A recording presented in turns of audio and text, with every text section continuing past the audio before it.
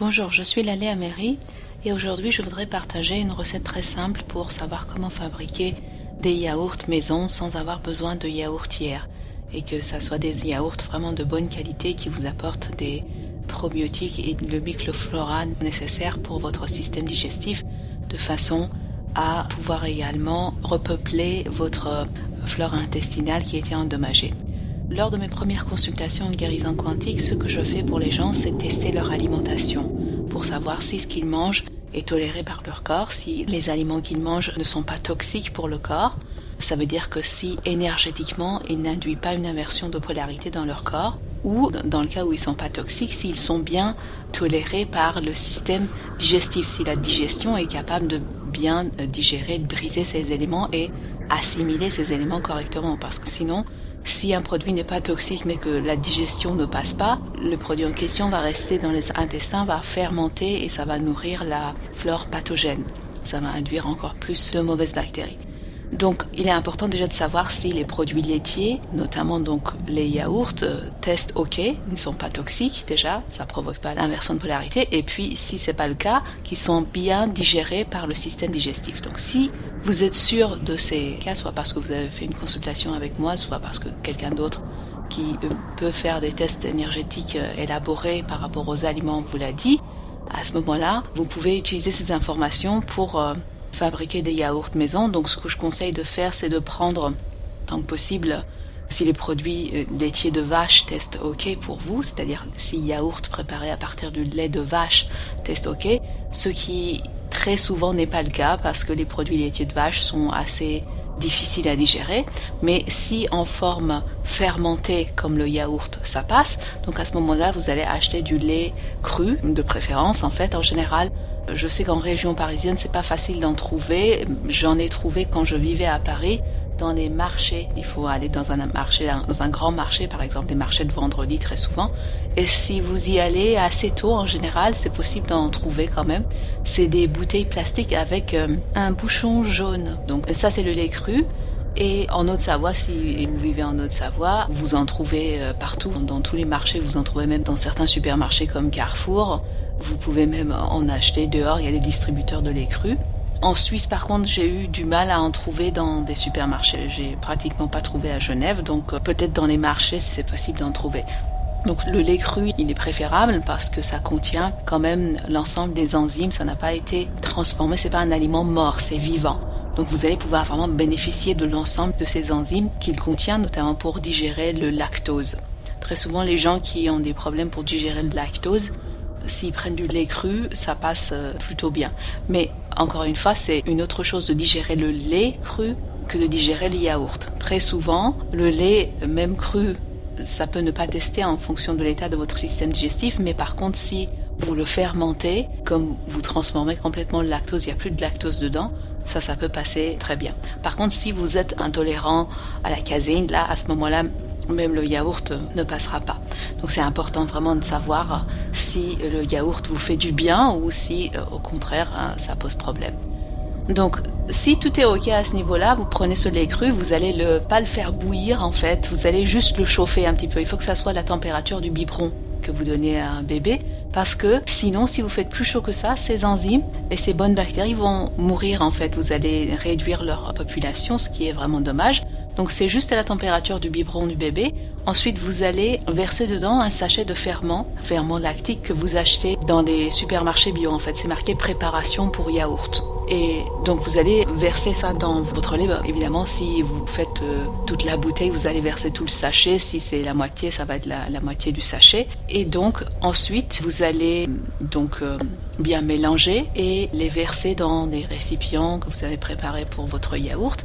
Vous n'avez pas besoin de yaourtière, vous allez les mettre dehors à la température ambiante et au bout de 2 jours, normalement, vous allez avoir votre yaourt, surtout si vous le préparez avec du lait cru. Au bout de 2 jours, ça va être prêt en général parce que en plus, au niveau de la teneur en graisse, le lait cru est assez riche, donc ça va vous donner un très bon yaourt, bien ferme et très bon, qui contient plein de bonnes bactéries, parce qu'il faut savoir que dans le commerce, le yaourt que vous achetez, même si c'est marqué yaourt fait à partir de lait cru, même si c'est bio, c'est organique et tout ça, ce yaourt a été repasteurisé.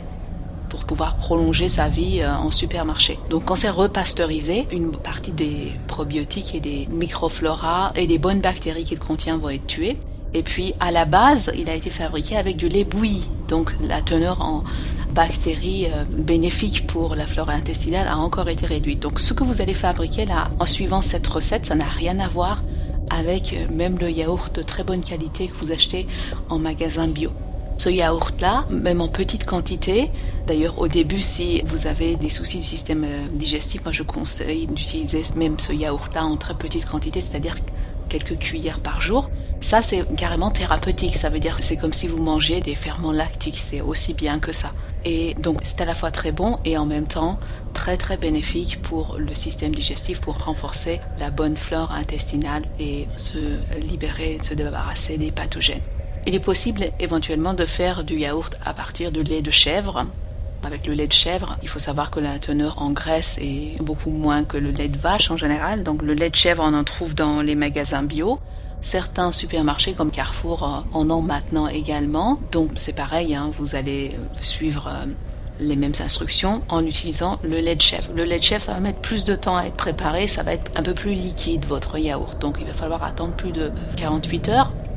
Mais c'est aussi un bon yaourt. En fait, les qualités de base seront là. Donc ça va être avec du lait de plutôt bonne qualité et aussi riche en bactéries bénéfiques. Il faut savoir par contre que les laits de chèvre, malheureusement, on ne peut pas en trouver du lait cru. Sauf si vous connaissez un producteur, vous vivez en campagne, vous pouvez avoir directement du lait cru de chèvre. Donc à ce moment-là, c'est merveilleux. Mais sinon, le lait de chèvre qu'on trouve même en magasin bio, c'est du lait qui a été donc pasteurisé. Donc à la base, il a perdu les enzymes.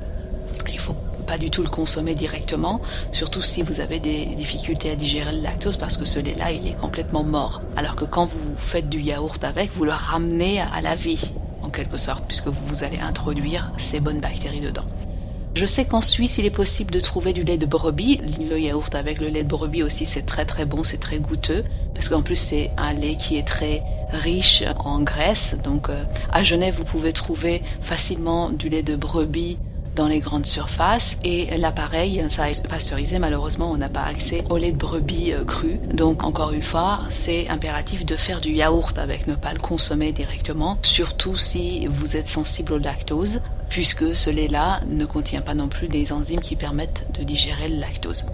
Donc il y a 3 possibilités pour faire les yaourts en fonction de vos possibilités. Si vous pouvez avoir accès au lait de brebis, ce yaourt-là est aussi prêt au bout de 2 jours, puisque comme je dis, le lait de brebis est assez riche en graisse et donc ça vous donne un très bon yaourt. Personnellement, j'aime bien les yaourts faits avec du lait de brebis puisque je ne tolère pas très bien en ce moment encore le lait de vache, c'est un peu lourd pour moi. Mais le lait de brebis et le yaourt fabriqué avec le lait de brebis, ça me correspond bien. Et d'ailleurs, toutes les personnes qui l'ont goûté ont trouvé que c'était très très bon. Malheureusement, en région parisienne et même ailleurs en France, j'ai pas vu que c'était possible de trouver ça en supermarché, mais c'est quand même possible de trouver des sites internet où vous allez pouvoir commander du lait de brebis, toujours pasteurisé malheureusement. D'autres possibilités, c'est de suivre la même recette, mais cette fois-ci utiliser la préparation pour kéfir au lieu de la préparation pour yaourt. Donc là, ça vous donne du kéfir maison. Le kéfir contient d'autres séries de bactéries qui sont aussi très bénéfiques pour votre flore intestinale et donc très très recommandé évidemment, puisque ça agit vraiment de façon thérapeutique encore une fois. À la fois, vous allez manger quelque chose qui est fait maison, donc qui est de très bonne qualité, mais en même temps, qui vous nourrit, qui nourrit votre système digestif. Mais je reprécise, tout ça c'est possible si les produits laitiers, que ce soit du vache, du chèvre ou de brebis, notamment le yaourt, testent OK et qui peuvent être bien digérés par votre système digestif. C'est impératif de vous assurer d'abord de ça, parce que si c'est pas le cas, même quand vous le faites à la maison, ça va quand même pas être mieux et ça va tout de même pas être digéré et être bénéfique. Donc assurez-vous déjà de ces 2 points. Et par la suite, évidemment, vous allez pouvoir fabriquer ces yaourts et ces kéfirs maison sans avoir besoin de yaourtière très facilement. Et si pour le kéfir, vous mettez un petit peu de kéfir, du kéfir préparé de côté, par la suite, vous pouvez utiliser ça comme préparation et ne pas utiliser en fait de la préparation en poudre pour le kéfir. Pareil pour le yaourt.